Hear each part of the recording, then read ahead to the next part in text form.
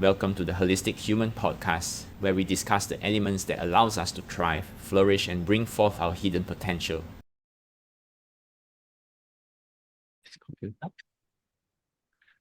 Okay, good morning. Welcome to the Holistic Human Podcast. Today, I am very fortunate to have Madam Vasanthi with us today.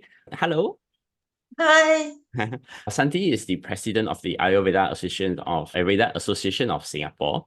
She actively conducts a lot of educational programs and outreach programs, educating and also bringing the awareness of Ayurveda to the public. Vasanthi, she's a yoga. Vasanthi graduated from National University of Singapore with a Bachelor of Arts. Subsequently, she obtained a yoga teacher's certificate from the S. Vyasa Yoga University in 1995. And also completed a Hatha Yoga course with the Nikam Guruji Yoga. At this part, she completed a Hatha Yoga course following the Nikam Guruji Yoga syllabus in Singapore in 2009. And she became the director of Energy Ayurveda and Yoga Private Limited in 2013. In terms of Ayurveda, she completed a course in Ayurveda pharmacology back in 2007. And she's the founder and president of the Ayurveda Association of Singapore, established in 2009. She subsequently completed her Ayurveda Nutrition and Beauty Care Certificate under the Institute of Ayurveda and Integrative Medicine, Bangalore, in 2011. Currently, she is the Certified Ayurvedic Wellness Counselor under the Kerala Ayurveda Academy of the USA since 2020. She was also the external trainer for the Complementary Medicine Guide for Pharmacy Professionals in Singapore, Ngee Ann Polytechnic. Currently, under the topic of Ayurveda, Vasanthi is undergoing PhD under Prof. G. Gangadharan. Just like to share a bit about how I met Vasanthi. I met her at the Alternative and Complementary Medicine Conference in Kuala Lumpur back in 2015 and 2016 actually. And it's also where I met Dr. Teo Ren Shang, who is a doctor who currently has a certificate in acupuncture and is someone who will be hopping on to the Holistic Human podcast end of the month. And also, I got reconnected with Vasanthi through Michael, who is my tutor in the London Clinical College of Hypnosis, Singapore chapter. So happy to get reconnected with Vasanthi. And once again, good morning and thank you for being here. I would like to invite you to share with us your journey in Ayurveda as well as yoga, Vasanthi. Sure. Good morning, Kwan Yu. I'm Good so used to morning. calling you Dr. Yong. And thank you for having me on this program. For me, again, when the journey was, I wouldn't use the word Ayurveda at that time. When I was young, I used to suffer a lot from gastritis, right? My father would take me back and forth to SGH. And they put the scope and they say nothing wrong with the stomach. But I love chili, which I shouldn't take, but I just love. And then every time it'll just flare up and then it will be uncontrollable and I would be in terrible pain. And back and forth, they would take me to the doctors and they would give a kind of a white liquid, but even that didn't work. One day, so one day my grandmother was visiting me, my father's mother, and she's only a washerwoman, that we would say only. But she saw me struggling and suffering, and then she goes, "Oh, you are in pain." I said, "Yeah." And I told her what it was. She said, "Wait." She went to the kitchen. She concocted a kind of a porridge. I ate it. Just like that, the pain went away. Wow. Like shock. I said, "Oh my God, this woman who's no education, I'm suffering." So it doesn't matter whether it's a doctor, hospital, or what, but I am suffering and I am in pain. And the person who cured me of my pain, relieved me of years of so-called misery, was the simple washerwoman who came to my aid. So that I was only 15 years old. Oh, and you And were suffering this gastritis for a few years by then already. few years prior Oh, to that, yeah. were you ever admitted for that?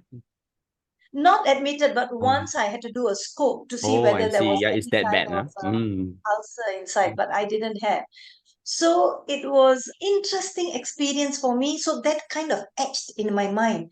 What is this? What does this woman know that a lot of other doctors didn't know? I'm not putting them down, but this woman like shone, started shining in my inner consciousness. So I left that. Just it was there, but obviously it was deep. I also studied biology when I was in secondary school, and that was Mm. my favorite subject. I was not a science student. Mm. I was an art student, but at that time, the education system, I do not know how it is now. Mhm. We studied biology. So Sec 3, Sec 4, I studied biology, and I loved biology. So that is the only subject I would go out of my textbook. My father had that Britannica encyclopedia at Mm. that time. So I would go research on the eyes, on the stomach, everything. So no Google at that time. Huh? So Yes. and my work, like, always ask question. And I remember asking my biology teacher, what causes the heart to beat? Like, going to the cause, what causes this? So finally we came to the part where she says the heart beats, that circulates the blood. Then I say, what causes the heart to beat? And then she goes, the pacemaker. And I say, what causes the pacemaker to start? Then we are going into the realm of spirituality, as you Organizing know. intelligence. Yeah. So she was like quite surprised at my question. At the same time, she couldn't answer. So then that was another question in my head. What is causing all this body to function? Mm. Then again, I put that aside, typical Singaporean, getting to school, going to college, and working. And also, another thing I would say played a significant role in my life is I'm an art stream student. I went to Nanyang Junior College. And at that time, if you're arts, you do arts. If you're in science, you do science. I was in art stream. I didn't want to do economics because my numbers are really very bad. I cannot count more than 10. I asked if instead of economics, I could do biology. Mm. And actually, at that time, they allowed. So I was the only art student, if I'm not mistaken, there doing art stream. But then, for when all my classmates would go for economic class, I would go for the science biology class. So we did the Nice. dissecting, yeah, of the rabbit, and also that really knowing the human body, fascinated by the human body. Mm. So that, in a way, was in the forefront from secondary to college, and then went to Mm. university, did philosophy and all. But when I look back now in my life, I find that there was a kind of a journey, because Mm. I also studied philosophy as a Mm. major. So all that later came into my life like a funnel, like Yes. everything Yes. coming. And then I stumbled into Ayurveda.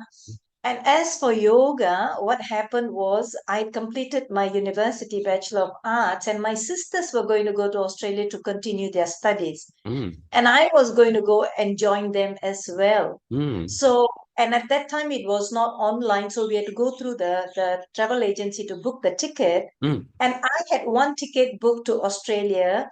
And during that time, S. Vyasa, my parents knew all those people there, S. Vyasa, they would send some teachers to Singapore to try and see what they can do in Singapore, and that yoga teacher would stay in our house. So Mm. every morning he would have yoga classes for us. So I'll also join the yoga class. And he said, why don't you go to India to learn yoga? So I had one ticket booked to go to Australia to do my master's, and one ticket booked to go to India to do So yoga. interesting. And And how do you decide? my mother was telling me, look, you've already got this degree. I think yoga will be useful for you. My father wanted me to do masters. So last minute, I just decided something in me. Sometimes there's something your intuition says, and then I Mm. decided I will do yoga, and I went there. The best thing that I did. And I just was at a crossroad in my life what to do. In 1995, I was working, very successful, but for me, there was something missing in my life. Even though I was earning money, I was working in IBM at that time, and all those, I was like, something was missing. Mm. So when I went to that yoga center in Mm. SVSI in Bangalore, that was the best thing that happened to me, because they were not offering yoga class for me to just relax. They only offered yoga teacher training. So Mm. I was supposed to be there 1 month, but I stayed 5 months. Mm. Nice. Yeah. The calling to call you there, and also it probably filled a hole somewhere in your heart that you didn't even know, right? Yeah. Exactly. But Yeah. when I came back again, started working, and still that hole was there. Ah. Eventually, working here, working there, finally, I decided that I'm going to drop everything. My heart's calling is Ayurveda, yoga. Ayurveda also, I stumbled upon, I thought then, but I realized now I didn't stumble upon it. I feel that it was all meant to be. Mm. And then That's where I met Michael in Mm. Ayurveda class. So I Michael, all of see. us were attending an Ayurveda class in Singapore. I see. And in that class, we learned about Sushruta, who is the father of surgery. Mm. And on you, I tell you, Mhm. Sushruta is the person 5,500 whatever years ago. He discovered no surgery.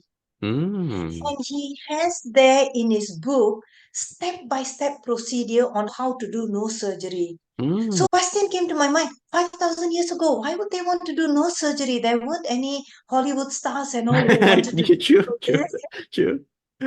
But it was the war, it was Mm. disease. Mm. How he does the step-by-step procedure is actually taking a leaf, drawing the outline of the nose, and then drawing the outline here, and then cutting it, and then peeling it. At that time, it was from the top. Mm. So you peel off that skin with the blood flowing. Mhm. The nose has been cut off. Then you scrape that to let the blood flow. You twist that flap and stick it because the nose bleeds, that Mm. blood, it sticks there, and you stick up to a stem, Mhm. tree stem. You make a Mhm. hole so that the patient can breathe. Mhm. I was amazed. Something in me was screaming, you have to tell this to everybody, you have to tell this to everybody. And then we started the Ayurveda Association of Singapore because I can't tell everybody without setting up an association. Wow, wow, amazing, amazing. It probably took a great leap of faith, right, to do that. What I know what drives you, the thought I must share this with somebody, but it's like such a huge decision, and then leaving a comfy job, paying job. How did you cross that barrier? The first time was yoga. I Mm. knew in my heart that was the calling, but Mm. it wasn't paying. So this was back in 1995. Ah. And that time yoga was not seen as something good. And then people, my relation all will say, what, you got so many degrees, go and get a proper job. So I went to get a proper job, but Yes. my heart was not my heart was feeling empty. Mm. And I listened to all these people. Mm. So then in 2004 or so, when I came across Ayurveda, I attended the class and all. Again, the same, my soul was jumping and saying, get into this. So then came a choice. Do I want to listen to people and get a proper job, or do I want to listen to my soul calling, or whatever Yeah, you want to call even the second chance was given to you. What are you going to do now? it? Exactly. I just decided I had enough. I was in the corporate world. I said it was paying a lot of money, but the calling was so strong. Mm. I stepped back and let the calling take charge. Wow. You know, It's so amazing to hear your story because I can see parallels. Back in 2015, I was a bit lost, and then something told me that my role is to marry Eastern and Western to practice medicine with acupuncture, because acupuncture can actually fill a gap for people with a lot of aches and pains. And then putting on plasters, taking painkillers is not the solution. And when I did that, I was really happy. Of course, subsequently, I migrated to Singapore, and things were a bit different. I could not practice that form of I would say integration. And I would say that right now, what I'm doing is again fulfilling my calling to be again the bridge between Western medicine and the other alternative therapies. And that's actually why we're having this conversation today. And it's so yeah. amazing to hear your story, and I'm like happy to find a compassion. Something through your journey in Ayurveda and yoga, what are your major epiphanies or realizations that you like to share with the audience? Mm. Oh, I can write an encyclopedia about it. I'm sure you can. I'm sure you can. Yoga, I Mm. do not know why. I'm from Singapore, so we never learned Sanskrit. I've never heard of Sanskrit, and my parents were on the religious side. So we were young, that was our holiday, go to the temple and all. It doesn't resonate with me, Mm. all this Sanskrit word. But when I went to S. Vyasa to learn yoga, they had a timetable, and one of it was the chanting of Bhagavad Gita and Mm. Bhagavad Gita is not religious. Bhagavad Gita is more about knowing your true nature, who you Mm. really are. Mm. So because it's the timetable, I went. I didn't understand a single thing, but my soul was jumping, happy, and it's what is happening here. I'm hearing something, and something is happening, and but I didn't understand. So that was one of it. One Mm. thing that made me think as well. It And then when the term music for your soul came up in me. Although you don't understand yeah, it, but it's music for your soul. Yes. Oh, that's a good way of putting it. Music for my soul, right? Yes, yes. And then when I stayed there, I was only meant to stay there 1 month, Mm, and I was at a crossroad. Something was pulling me to stay there that I stayed on for 5 months. mm. So much so, my father, I think, was freaking out. He sent my brother and sister-in-law for a holiday and said, bring her back.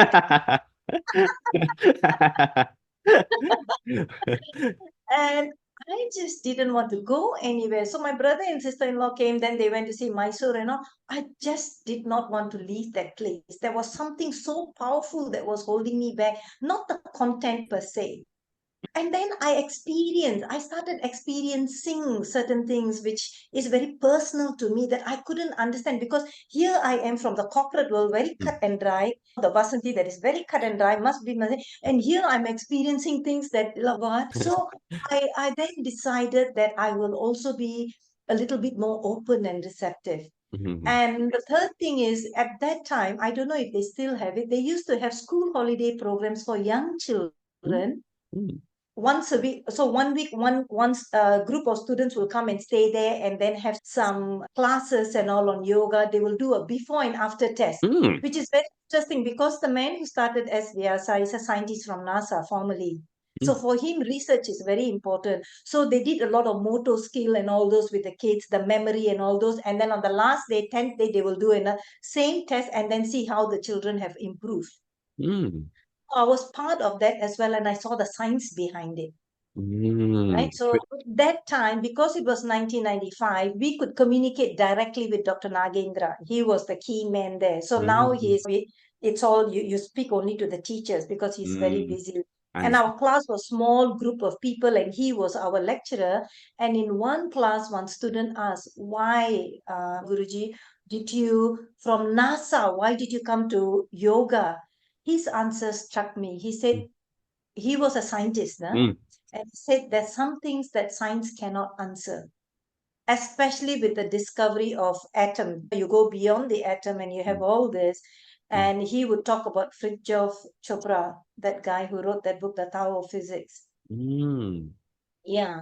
So he said that that made him think that science has its limitation because it's only focusing on the physical world. mm, At that time, quantum science was not mm, really popular. And he said, Fritjof Chopra, he started talking about his book, and he said that made him think. And then he came back to India and he started the SVSR. So that was the mm. epiphany, or whatever you call that, really triggered me, and music for my soul, as Yes, you put it. yes. And then he's like the inspiration for you also to take that leap. Yeah. Yes, Mm, yes. So then that was yoga, and then I was continuing with yoga teaching and all those, and then I was invited to give a talk in one organization. They had a kind of a fair, yoga Ayurveda, and there was one guy talking about Ayurveda, and I'm sitting there. I talked about yoga. He was the next speaker. I never heard of Ayurveda in my whole life. although when you mentioned your story, like grandma treated you with herbs, but that time that term was not used. I Yeah, see. that Mm, was what they call the folk medicine.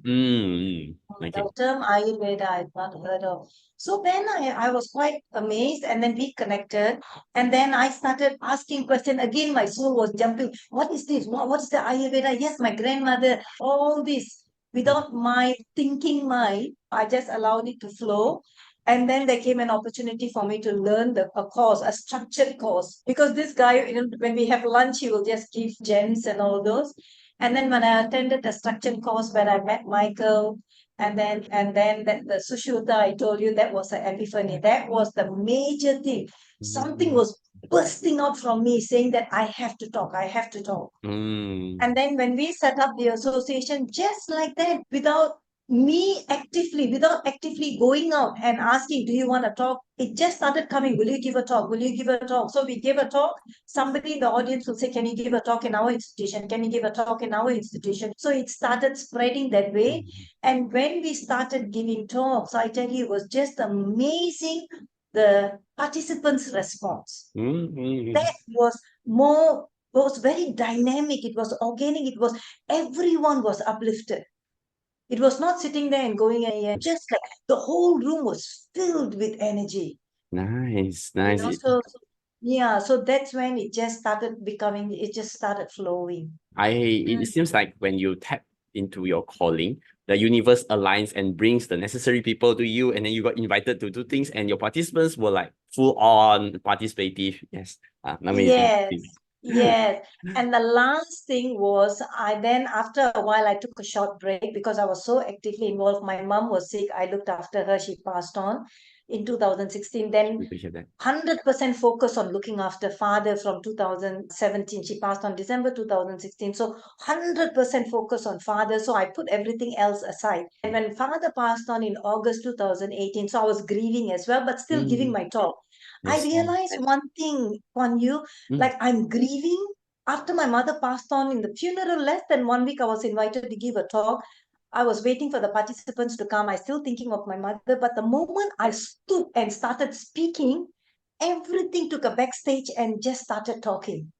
Nobody would be guessing that Vasanthi is going through grief. Mm. Then after when father passed on, I was thinking, I was going for a walk and I said, okay, now that everything I've put aside, now I've got to reignite this whole thing about Ayurveda. I love Ayurveda. I just said, what should I do? When I returned home, I had received a text from Dr. Gigi Gangadharan to say they have formed a small group, students all learning Ashtanga Hridaya, the classical Ayurveda text by shloka, all the verses, step by step. Everything. Do I want to join the club? It was again like dryness. I was going through grief as like somebody pouring milk over me. Thank you so much. And then everything was reignited. It was just, the journey had been absolutely amazing. And I knew in my heart that even if I try to move away from me, something will pull me back. Something pulls me back. So I just said, okay, if it's meant to be, it's meant to be. Indeed. Yeah, it's in Joseph Campbell's The Hero's Journey, right? The person will get a calling, initially will deny it, subsequently something will come, and then you pull him out of the mundane, dreary, ordinary life, and then experience the splendor. Then there will be also the hero's test your resolve, test your how dedicated are you to this, something bad will happen. And then somehow magical things will happen, people will come into your life to to give you the message again that this is what you should be doing. And then you realize that, Yeah. oh yeah, I got sidetracked. And this, I need to go back and this. Exactly. Actually, when you say something bad will happen, Mm, maybe at that time my thinking mm, was different. Now, mm. when anybody says something bad is happening, actually I see there's actually a good in it. Yes, You everything know, happens for a reason. Yeah. everything happens for a reason. So Mm, I now, whenever anything bad happens, I say, okay, there must be some good in it. Let's look at the good of it. And then it'll come, it'll just come all the good things. And I say, actually, yes, it happened for a reason to bring us back into that mm. path of light, so to speak. So Yes. all of us have a light Mm. journey. All of us have a journey, but Yes. we deviate and go into what we would say maybe there's no light. So Yes. then we are stumbling. What should I do? What should I do? Mm. And then the darker it gets, the more you want to get into the light. Yes. That's the way I look at it. Yes. When we are not doing the things that we are supposed to, we feel unfulfilled, we feel lost, we feel that there's really something missing. And once we tap into the path or the flow that we should be in, we Yeah. become alive again. Yes, yeah. When you when my Mm, father was his Parkinson's patient and he was bedridden, he was silent most of the time after mother passed on. mm, I learned a lot through his silence. It was oh, just amazing. Words cannot explain that. oh, Feel him. It's like there was a time Michael, Winnie, and I went for a conference on mindfulness. I'm sitting there, but I could feel the energy just calling me back and sometimes just sitting there. And sometimes I would ask him some questions, and the words of wisdom that would come out from his mouth, it's just amazing. So I never saw him as a Parkinson patient. I would say towards the end, like for me, my father was a spiritual guide. mm, From all my relatives' perspective, they saw Vasanthi as a dutiful daughter, looking after a father as a duty. But for me, no, I was gaining so much from him. Nobody could see it, nobody could understand it, but probably you understand. But I can understand now when they say silence is really powerful. I experienced mm. that with my father. Oh, as in because of Parkinson's, he is not a very conversational, but then at the moments of getting connected with him, when you ask him questions, he could give you like very wholesome answers. No, actually, he is a very talkative person. He loves talking. So, but after mother passed on, he Mm. became very I silent. understand. Yeah, so he was more introspective. So, like some very simple things, right? Like father used to be very religious and go to temple. Mm. So one day I asked him, he said something he was saying about temple. We were talking about temple. And I say, why is there a need to go to temple? First he said, God is within. I said, okay, then why do you go to temple? His answer was spontaneous, no thinking. He just said, you need a plate to put the food. You don't put food on the floor. You put the food on the plate to eat. But the food is more important, not the plate. But you also need the plate. Wow. You Wow. know, a Parkinson's patient where doctors say they have no cognition, they are dumb and all those. I can tell you this man was the most wise, intelligent man in the last phase of his life. I would never consider him as what all the doctors put the label on. No, I learned Mm. so much from him. See how profound that is. Mm. And it came Yes. out spontaneously. Wow. And circling back to talking about paths, it's like things happen for a reason, and usually things happen to sculpt us, to train us, to let us evolve to the next version of us. And things happen so that we experience certain things and we equip ourselves with certain tools to get us ready for the next phase of enlightenment, the next phase of our journey. Yeah. Do you think so? Oh, yeah, absolutely. When I look back at my life now, what I thought was an accident Mm-hmm. or it just happened. Like, for example, how can an art student learn biology? I was the only one that there was a reason. And then I went to university, I studied philosophy. So everything was coming like in place. So when I step back and I look, and when my father passed on, we went through his cupboard. He had lots of these ancient scriptures that he was reading. And the way he would underline those things the same way I would read and underline certain key things. And I'm like, there's been a path. And every time I want to do something, there's a reason for me to be there. And when my father was like admitted to the hospital, there were times I have to travel. I cancel the trip to be with father. And from outside circle, everybody thought, oh, she's sacrificing her talk that I could get more publicity. But actually, I wasn't sacrificing because it brought me to reality, so-called reality of this world, because I saw what was happening in the medical world for patients that kind of disheartened me and wanted me to go more into alternative, right? Like my father, uh, I'm not like I understand sometimes medical system has to do what it has to do, like taking father to this specialist to that specialist, all there. And when this goes wrong, they will say why, but I know from my perspective that's not the case. So these things all open my eyes. Their sickness. Do you understand? So in everything, their sickness opened my eyes, brought me to the hospital to look at things and say, okay, maybe there's a stronger need to talk to people about taking care of their own body for your own wellness. And currently, what Vasanthi is doing to my audience is that she is actively promoting and educating awareness of Ayurveda. And this, what she experienced in her life, becomes the drive for her to share, to share her understanding and her knowledge. It also reminds me that as I grow, I used to think that I'm a jack of all trades and a master of none. I have interest in many things that don't make sense and they don't marry, like arts and science marrying together. And then people are like, why are you doing this? Why you go and learn acupuncture? Why you go and learn hypnosis? Why you go and learn this? Why you go and learn that? But now at this point in time, as I look back, that everything is, the puzzle is coming, everything is fitting. It allows me to be this bridge, and then I understand and I can help bring awareness, and I can, how do you say, fill in the blanks where there are blanks so that a more holistic or more wholesome picture gets formed. And I'm really grateful for whatever happened to my life. Although things look really bad, really grim, I think it all happened for a reason also. Yes, it definitely happened for a reason, not that I think. Definitely to bring you, to bring you back, to bring everyone back to that path. Like it's up to us whether we want to continue with that path. That's the Mm, way I look at it. mm. I And also to illustrate and elaborate a little bit, I would say that Western medicine has its strengths. It's definitely very powerful when it comes to surgeries, when it comes to infectious disease, and also acute treatment. But I would say that there are certain aspects of disease and illness where Western medicine may not be the sole and only way, because it is found wanting and lacking in certain things like autoimmune diseases, chronic diseases. It can control the condition, but rarely can it really go to the root cause and eliminate it. And we need to fall on other alternative therapies. Do you have any experiences that illustrate this point? Oh yeah, plenty. Mm. Again, like I can write an encyclopedia. Just before that, there was a time when we talk about the path, I was invited to speak at a conference where the speaker dropped out last minute. So they filled me in and asked would I said, fine, I'll go.